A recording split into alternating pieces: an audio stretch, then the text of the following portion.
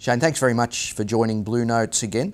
It's now a week or so since the Financial System Inquiry recommendations were made public. There's been a lot of analysis of it.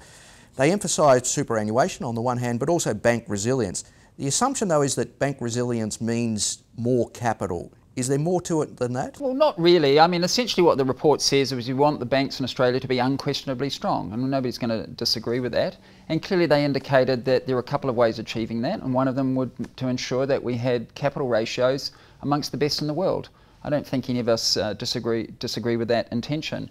Banks in Australia, all of us, have actually been improving our capital levels for the last 5 or 6 years, and you would expect that probably to continue into the future. When you talk about more capital, people automatically look to capital raisings or big changes to the dividend reinvestment program, but banks presumably have a lot more options to raise capital. That's right, and when I look at it, and you look at it again, as I mentioned, we've been raising capital for 5 years. There's been a gentle rising of that ratio.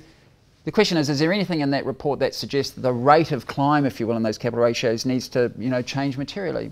The way that we look at it, and a lot of the analysts look at it, suggests not, that we should continue to raise at a kind of a generally organically comfortable way. The other things that banks have at their disposal have lots of options. We can change our business mix, do more of the capital light kind of businesses, do less of the capital heavy.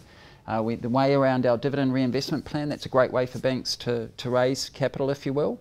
And then, of course, just for other reasons, and ANZ is well known that we have made some strategic decisions potentially to lighten our investments in some of our partnerships. That has capital consequences, which releases capital as well. So there's lots of things that we can do to manage it over time. You mentioned over time and how this will play out over the longer term. There is enough time to do this? Absolutely. Actually, it's interesting from the report, one of the things that it doesn't talk about at all is really this timing issue. And I think that's sensible because there's nothing in the report and there's nothing in the environment that suggests that there is a sense of urgency around this. This is just really good, prudent practice over time.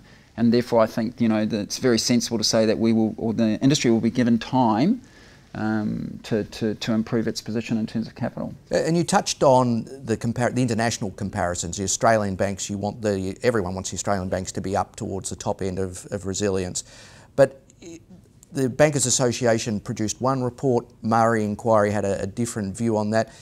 How difficult is it to do this international comparison of bank capital levels? Right, well I think there's a couple of things in here. First thing is, why do we want to be comparable, or why do we need to be strong compared to others?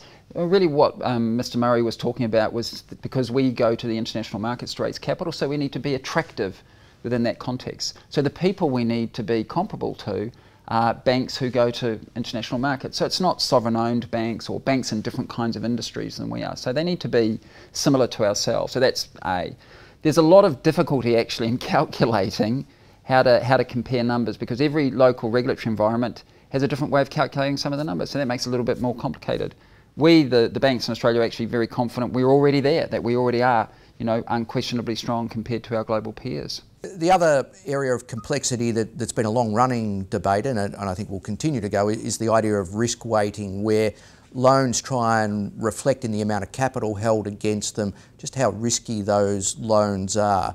Is that a debate that you think will continue to go on? Oh, I think it's where we are today, where our regulator here, APRA, is that we believe in a risk-based model. We should put more capital against higher risk loans, less capital against low risk. That's common sense. It also incents the right behaviour.